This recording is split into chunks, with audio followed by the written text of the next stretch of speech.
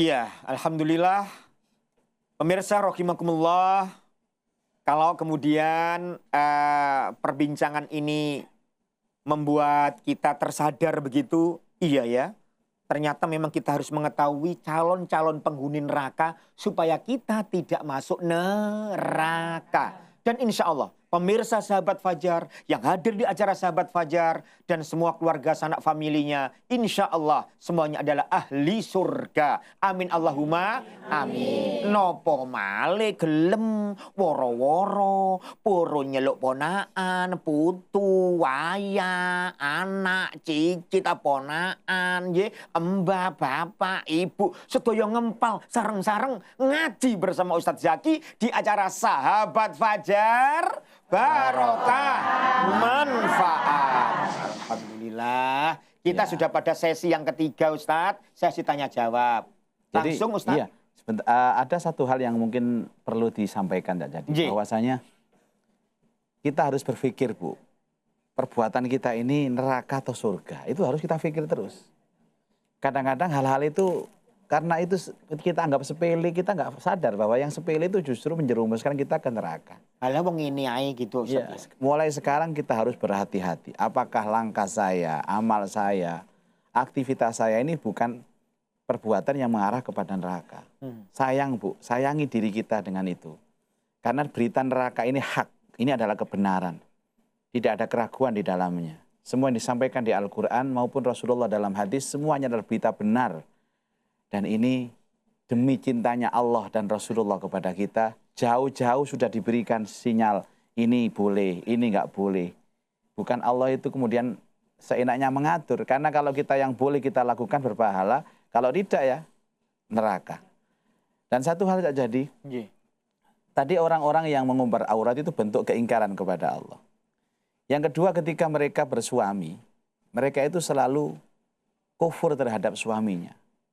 Jadi tidak pernah mensyukuri suaminya. Gak nerimo nang bojone. Menuntut yang berlebihan kepada suaminya, sehingga suami itu berbuat maksiat. Banyak suami terjerumus gara-gara istrinya. Jaluk di atas kemampuan suaminya, akhirnya kepokso, sing lanang nyolong, sing lanang ngerampok, sing lanang korupsi, dan lain sebagainya. Praktek-praktek maksiat yang dikerjakan laki-laki itu sesungguhnya adalah karena sebab istrinya. Jadi dia sendiri dosa dan menyeret suaminya untuk berdosa. Kadang-kadang menjadi pejabat, kemudian ada tamu. Mesti telepon bojone, Bu. Ma, ini ada tamu ngasih uang dalam amplop, Ma. Tapi supaya proyeknya dimuluskan sama Papa. Gimana, Ma? Diambil lah. Ambil aja, Pak. Ambil. Cicilan akeh. Mumpung, Pak. Mumpung. Kanok mana iku, Pak. Ayo, Pak. Hati-hati loh, Bu. Padahal ada wanita itu, jangan, Pak. Jangan, Pak. Demi Allah, kalau Papa terima uang itu, nanti malam ndak akan Mama layani Papa. Oh, aduh diancam. Ngelayani ngemekno dahar malam, dan yang lain-lain. Seandainya Ustadz, ini supaya berimbang. Istri kufur sama suami, itu neraka. Lah kalau sekarang Ustadz, sebaliknya. Iya, suami kufur sama istri. Jelas neraka. Lah, kenapa konteksnya itu perempuan? Karena ini konteks dalam konteks umum. Kebanyakan selalu begitu. Saya sendiri nuwun sewu, Bu. Kalau sudah istri ngomong A, saya mesti berangkat. Pokoknya bojo itu sok ngatur gitu. Itu kebanyakan begitu. Makanya ada istilah suami-suami takut. Nggak ada istri takut suami, judul nggak ada. Itu ilustrasinya. Maka jadilah orang yang pandai bersyukur atas suami. Karena orang yang selalu penuntut yang berlebihan itu, kasihan suaminya, Bu. Dia yang asalnya baik, jadi berubah jelek. Kalau jeleknya itu gara-gara panjenengan, jenengan termasuk kategori tadi itu. Nah, pokoknya jadilah wanita sebagai istri yang benar-benar istri. ISTRI. Apa itu ya jadi? I-nya ingin, S-nya selalu, T, taat, R, rajin, I, ibadah. Itulah Majelis Taklim Sofa Marwah. Iya, alhamdulillah, gemes aku. Baik, ayo pertanyaan monggo sekarang, silakan. Monggo, Bu. Bunda, silakan Bunda, monggo. Assalamualaikum warahmatullahi wabarakatuh. Waalaikumsalam warahmatullahi wabarakatuh. Nama saya Bu Rahadi Bu Rahadi. dari Majelis Taklim Sofa Marwah, RW 2 Dukuh Kupang, Surabaya. Saya mau menanyakan, Nggih, Bu Rahadi.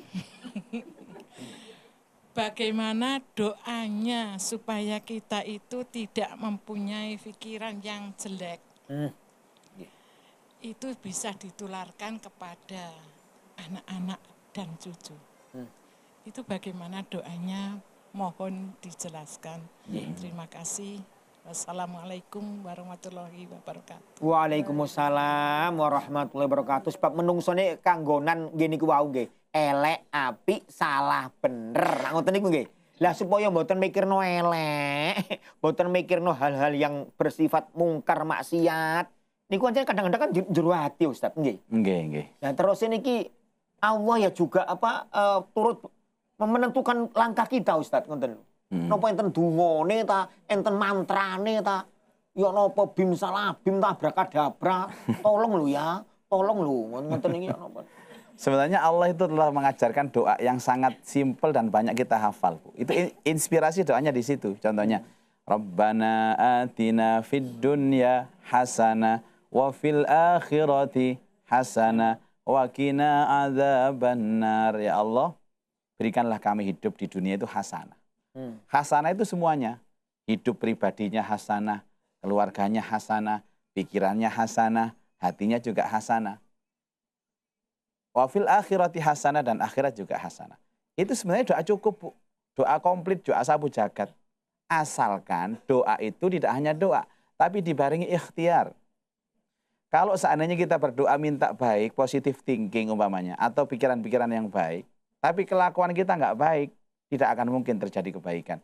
Sesungguhnya pikiran yang baik itu berawal dari kelakuan yang bagus. Amal yang bagus.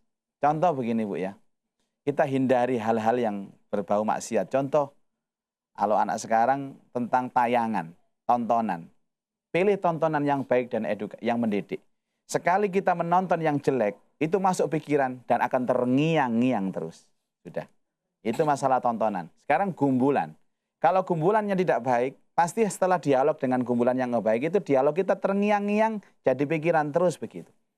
Kalau kita kemudian bertemu yang tidak baik terus begitu, maka jadilah hidup itu selalu bergumul dengan yang baik-baik. Tontonan yang baik, teman sahabat yang baik, bacaan yang baik, tayangan yang baik. Itu akan terbawa oleh alam pikiran kita. Connect, doanya minta kebaikan, kelakuannya juga minta kebaikan, sehingga pikiran kita selalu lurus, baik terus. Kita menutup celah, jelek-jelek masuk dengan cara seperti itu. Ya, jadi tunggone njaluk apik, tumindak wonten sikap perbuatan nggih kudu apik. Maka disebut oleh Ustaz Zaki tadi baik. Artinya apa? Baik. Kalau panjenengan bisa memilih dan memilah mana tontonan yang menuntun dan mana tontonan yang menjerumuskan. Nah, insya Allah inilah tontonan yang menuntun kita ke arah yang lebih tercerahkan, ke arah yang bahagia dunia akhirat. Gimana kok sahabat Fajar barokah manfaat.